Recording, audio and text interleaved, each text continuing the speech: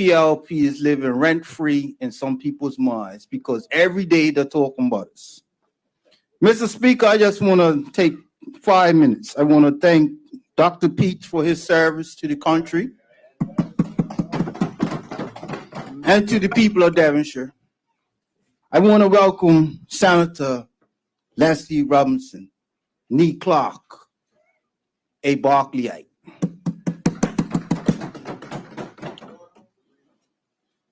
Let's not do that. Let's not. Greenhouse. I want to thank the AG and her PS and her staff for the work that they've been doing on self-determination. Can't say the I word, but self-determination. Mr. Speaker, some people don't really know history. They have this concept that countries that went independent were better off underneath being colonized. But here's the reality. Whether it's India, Africa, Asia, or the Caribbean, all of those countries were worse off under the Crown. They had no schools for the people, or very few schools, only for the elite. They had no hospitals for the masses, no infrastructure, meaning light, roads, water. And the only industries they had were primarily agricultural. India, they had textiles. In the Caribbean, they had sugarcane, bananas. Africa, they had raw products.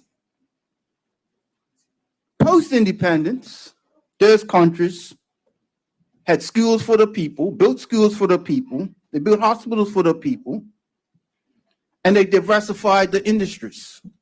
So for those who want to use the boogeyman that countries go worse or worser, once they leave the English and the French and the Dutch, totally incorrect. The path that we are going to take is about consultation and education, Mr. Speaker.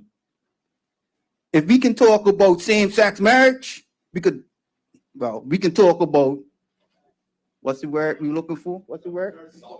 Sovereignty. Yes, sovereignty. The S word. Mr. Speaker, let's talk about England for a minute. There used to be this show called The Fawlty Towers. Anybody remember that show? John Cleese. Everything's always breaking all down.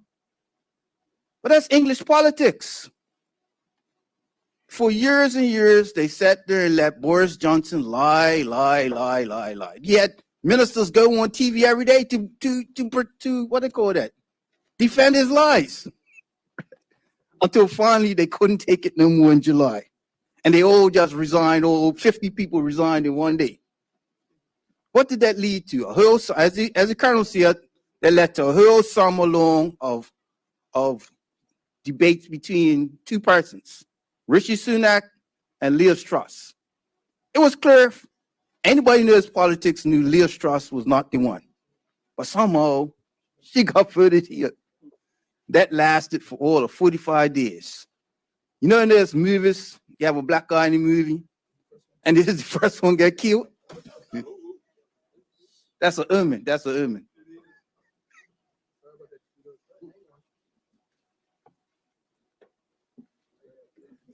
So what happened? Liz Truss, yet the first black chancellor of the United Kingdom. Those Oxford guys couldn't take that. She threw him under the bus. A couple days later, they threw her under the bus. And now we got Rishi Sunak. And the first thing those people says, we need a general election. This is unconstitutional. Fawlty Towers. Mr. Speaker, the point I'm saying is the countries that are independent have more stable politics than the mother country. Westminster Parliament is all of 900 years old. Yes, but it's total chaos. As much as we bicker and her, we are example to them. What they tolerate in Westminster, you would never tolerate, Mr. Speaker. Would you tolerate what you see? When they call each other nutting dogs and all that type of thing, you wouldn't tolerate that, Mr. Speaker. No references to animals in your post. Mr. Speaker, I'm about to leave with the deputy. We're heading to the airport to pick up the guest speaker for tomorrow night's banquet. Mrs. Imani Duncan Price of the People's National Party, our sister party. She is here to talk about progressive politics, regional unity, and women in leadership. So I'm going to leave on this note, Mr. Speaker. The Progressive Labor Party is one of the progressive parties of the Caribbean region. A few weeks ago, we were blessed by having the Progressive Liberal Party here. Tomorrow night, we have the People's National Party here. People have to get educated about what is our history. We didn't just fall out of the sky and become 30 MPs. There were people 60 years ago, 70 years ago that laid down their life for this party. And we're going to educate our people. So, Mr. Speaker, thank you for the time. My 7 minutes is up, and now I'm holding for that person there. Thank you, everybody. Have a good night.